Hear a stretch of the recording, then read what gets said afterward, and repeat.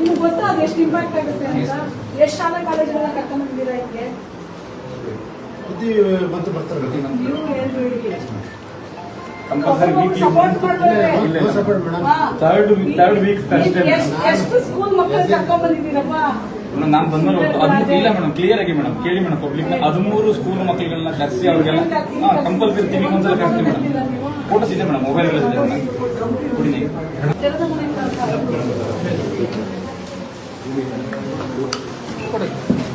ಪ್ರತಿ ವಾರ